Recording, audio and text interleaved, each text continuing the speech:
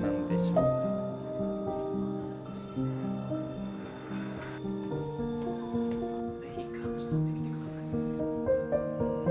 これが卒業制度。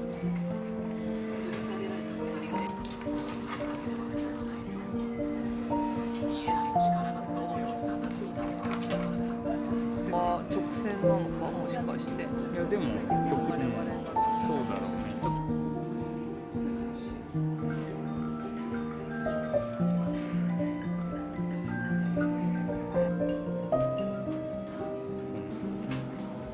これつなげていくの。あ、こういうこと？やっていこう。違う。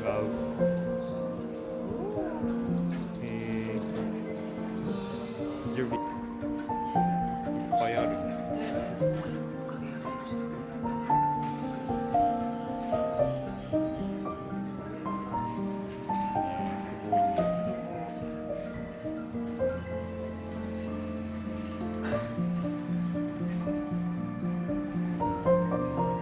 広かったよね。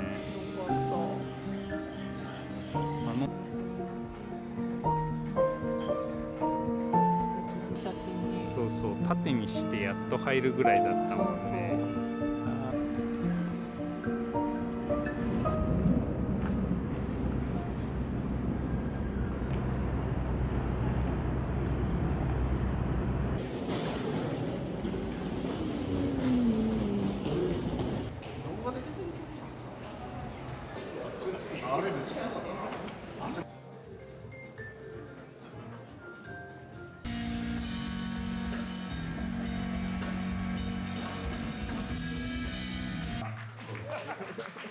間違えたらごめんなさい。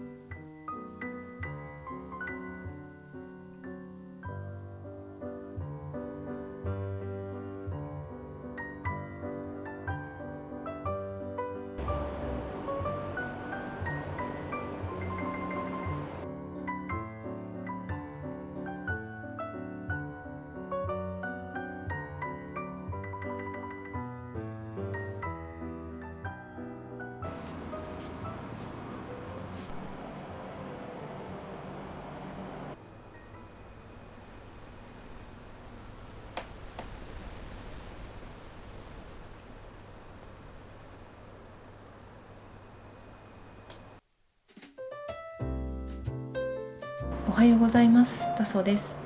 今日記を書き終わってっていうところですね。で、昨日行った大阪の感想というかをちょっとシェアしたいなと思って今動画を回しています。まずサグラダ・ファミリア展に行ってきました。2024年の12月にスペインのバルセロナに1泊2日で旅行に行っていて、その時に私たちは実際にサグラダ・ファミリアを見てきました。そのサグラダ・ファミリアを訪れた経験がもう本当に人生のハイライトっていうぐらいすごく記憶に残ってる思い出深い瞬間で、そういうこともあってガウディが何を考えてそのサグラダ・ファミリアを設計していたのかとか、そういう深いところを知れるのかなと期待して今回の展示を見てきました。そのサグラダ・ファミリアとか他の建築物グエル公園とか見るとすごく自然を愛していて、自然をモチーフにした感受性豊かなアーティストとかっていう風に私は、見ていたんですけど、そういう一面もありながらそれをちゃんと建築物に落とし込む構造設計とか数式とか理論だった方だったんだっていうのを、そういうことを私は今回の展示を見て知ったんですね。一番展示を見て思ったのが、なんか美しいなって思うものにはその理論とかその理屈とかそういうものが緻密に計算されて考え抜かれたものこそ、なんというかその美しさに説得力があるなっていうのを感じました。なんか美しいなって思うものって多分世の中にすごくたくさんあるんですけど、見てる方がなんか美しいな、なんか可愛いな、なんか素敵だなって終わっても全然いいと思うんですけど、作り手の方はそのなんか美しいなっていうものをちゃんと緻密に計画立てて計算して、あとは言語化して作り手としては大事なのかなと思って、だから私もなんかいいなっていうものとかをその YouTube とかあとインスタグラムとかで投稿したりするんですけど、なぜそれが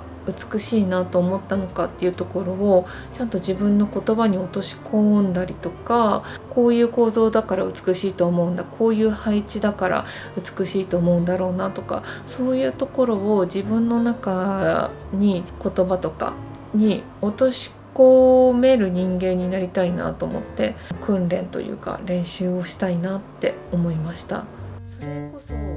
自分にとって唯一無二の武器になるし、でもう一つ大阪の一大イベントがビルボードライブ大阪で見てきたマッテオ・マンクーゾさんのライブですね。これもすごく楽しかったです。すごく舞台との距離が近くて、なんていうかライブ感、一体感、自分もそのなんかライブに参加してるっていう気持ちをその大きい会場以上に強く感じられて、なんかそれでより自分もどんどん興奮していくみたいな、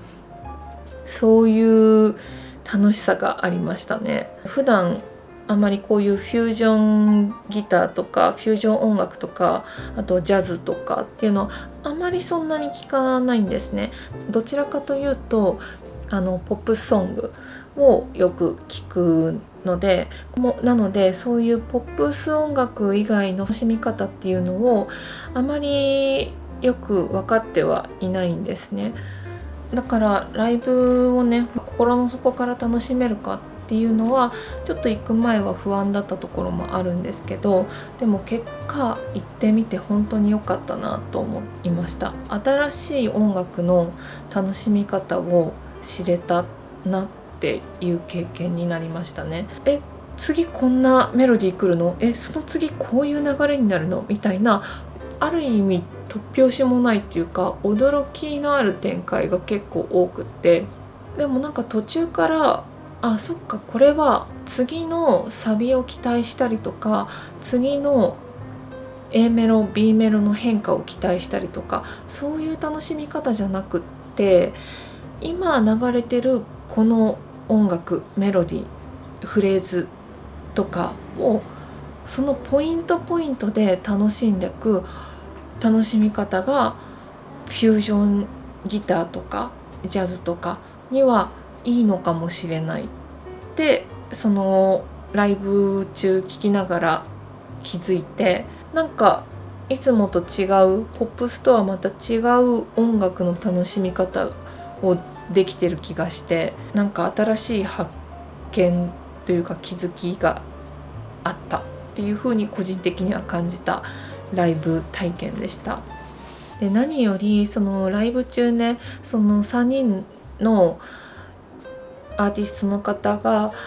全員すごく楽しそうに音楽してて、なんかところどころ目配せしたりとか、なんかはにかんで笑ってたりとかして、何今なんかあったのとか、今のもしかしてアドリブ入れたりしたんかなとか、そういう CD にはない楽しみというか、ライブならではその空間にいるからこその気づきとかっていうのも、そういう楽しみ方があるのかっていうことを発見して、なんか自分にとって新しい経験とか発見が詰まったライブ体験でした。そんな感じで今からはお昼ご飯を食べて午後仕事したりとかしようかなと思います。